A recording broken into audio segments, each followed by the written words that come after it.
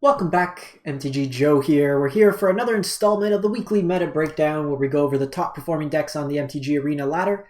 Each week we look at each of the formats on Arena, Explorer, Standard, and Historic. We'll do Alchemy when it's relevant. We look at best of 1 and best of 3. We separate them generally into individual videos unless we can't get enough for some of the more eternal formats. So we are looking at Standard best of 1 in this particular video. Historic best of 1 for the week is already up. We'll get through the rest of the formats later this week. You can always check out the playlist, the meta breakdown playlist, and you can see for past weeks, this week, whatever it is. But make sure to subscribe to the channel so you always get notified when we come live with another one of these. For the format this week, I'm going to try something a little bit different, and let me know in the comments which one you prefer. So historically, we do Platinum to Mythic rank, and we look at maybe 5 to 10 decks, varied win rates, stuff like that. Today I'm going to do Mythic rank only and the top 5 decks of Mythic rank. So the best of the best, what the top players are playing and what the win rates are for the 5 best decks in Mythic right now for best of 1, as tracked by what you see on the screen, UntapedGG, which is the companion tool that folks can run alongside Arena, tracks win rates, loss rates, whole bunch of cool functionality. The link is in the video description down below if you want to get started with that. And then I'll paste all these deck lists as well in the video description so you can get started. So make sure to drop a comment. Do you prefer the Platinum to Mythic wider range of decks, more options, but maybe some less refined options? Or would you prefer the top 5 best decks? These are the top things that people are playing in Mythic. Let me know in the comments. So jumping into it, November 20th to the 27th, Mythic rank, 47,000 games played. Top performing deck of the week is Mono White Soldiers. So this is a 64% win rate deck, and it's playing a Soldier Tribal. So what's the benefit of going Mono White over, say, Blue White, which is the second deck we'll cover? Well, you get basically Swords to Plowshare. Swords to Plowshare, the life gain one. But basically, 1 mana, exile a target creature with mana value less than or equal to the number of planes you control, so having a higher density of planes. Its controller gains 3 life, so caps it at the amount they can gain. You're playing 8 1-drops. You have Recruitment Officer, 1 mana, 2/1. That for 4 mana lets you get card advantage in your deck. You get Yotian Frontliner, which is basically a pump effect when it attacks, and then can be unearthed with haste to come from your graveyard. You got copies of Guardian and Nubenalia. You could ditch your unearth folks, get those back for value. You can ditch Valiant Veteran to use the Lord effect from the graveyard. Thalia for taxing. Valiant Veteran pumps your squad and then can pump it from the graveyard.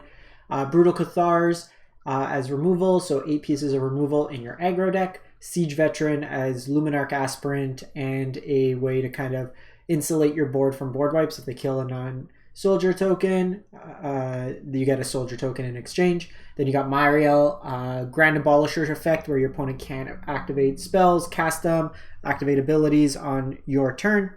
Protects you against Wandering Emperor, all that jazz.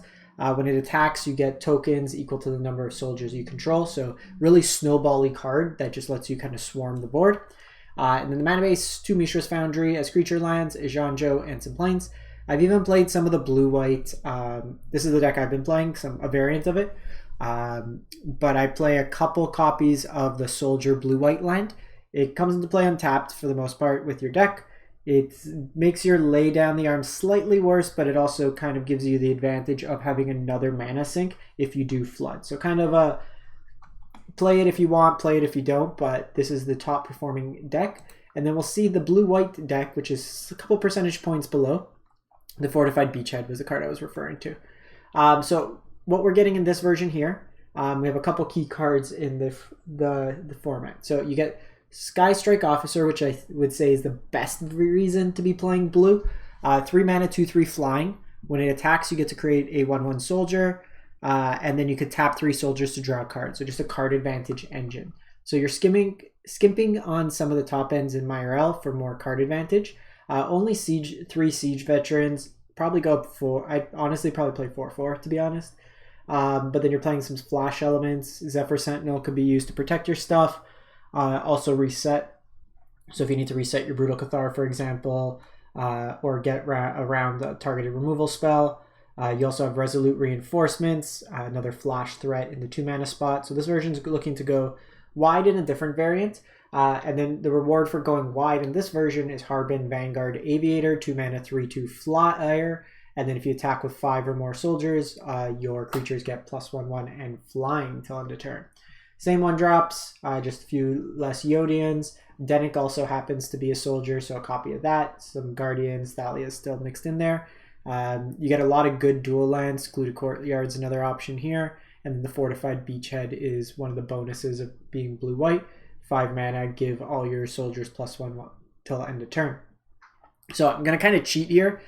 The next top performing deck is mono black, but there's 2 versions that are very similar, 58.6, 58.1 in terms of win rates. So there's kind of 2 variants that we'll look at. So consider this the 5.5-ish best decks for the week.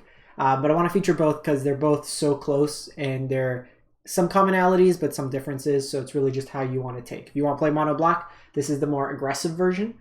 So you'll see stuff like Cult Conscript, the Evolved Sleeper, which is pretty standard. This one's playing 4 Misery's Shadow, 2 mana, 2/2. If a creature would die, exile it instead.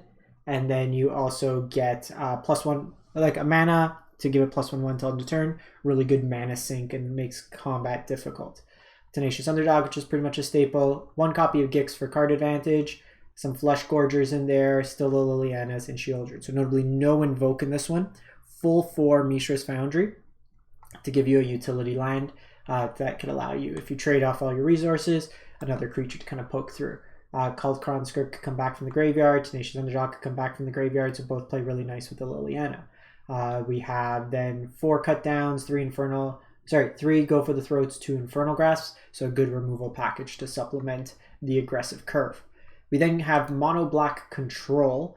So this version is kind of playing to your top end spells version. So you have 4 Invoke Despairs, 3 Corrupt. So Corrupt, 6 mana, deals damage to any target equal to the number of swamps you control. You gain that much life.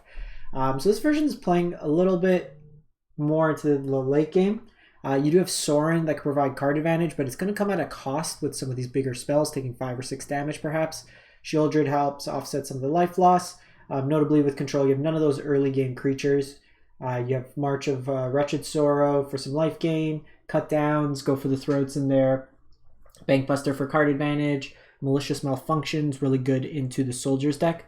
Notably Exiles as well, so it gets around the Siege Veteran, which is a notable kind of board wipe insurance card. Some Celestis for ramp and for potential life gain and card filtering, and then the Liliana of the Veils in there as well.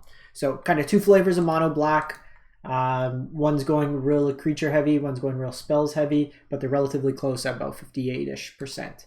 The next deck, Grixis midrange, but not the traditional midrange. This is a Grixis Anvil deck. So built around Oni Cult Anvil.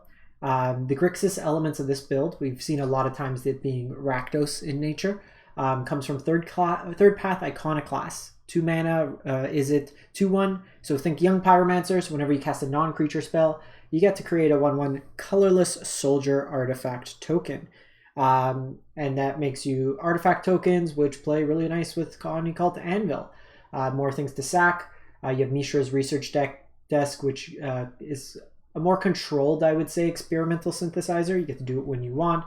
It also could come back with Unearth. You still have your copies of like Blood Tithe in here, Voltage Surge, Eden Alive as removal, a Shieldred on the top end, and notably you get Saheeli Filigree Master. 4 mana, 3 starting loyalty Planeswalker. The +1 can be used as card advantage. You have so many artifacts that you can easily tap. The -2 gives you 2 artifacts that can have haste when it's relevant to maybe take down an opponent's Planeswalker, those last points of damage, but it also lets you get more bodies that can be sacked to the Oni Cult Anvil. And then lastly, it's very easy to ultimate. +1, next turn you could ultimate, and then you get an emblem with your artifacts. Creatures get +1/1, so all your either third path Iconoclast tokens, your Oni Cult Anvil tokens, all get a buff, and then your artifacts cost 1 less to cast. So Mishra's becomes 0 mana, Bankbuster becomes 1 mana, so on and so on.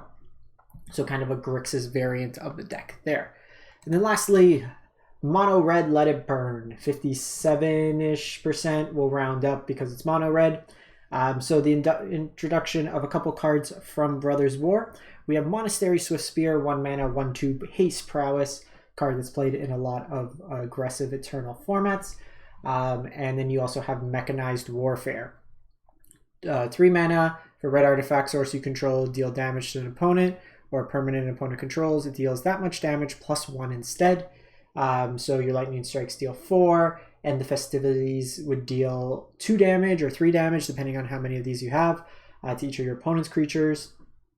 Kumano deals 2. So you got like a burn package, Reckless Impulse, this card advantage.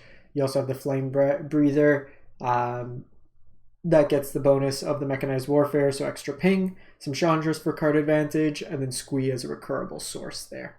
So that's pretty much it for the week. The top 5-ish and a half best decks in Mythic right now and Standard best of 1. Like I said at the beginning, let me know in the comments, do you prefer this format, the best of the best, or do you prefer the broader kind of scope of, maybe here's 7, 8, 9 real playable 53 to 57% minimum win rate decks to give you more variety in the format. Let me know what you think, what you prefer, and I'll kind of tailor the future videos according to that on the best effort basis.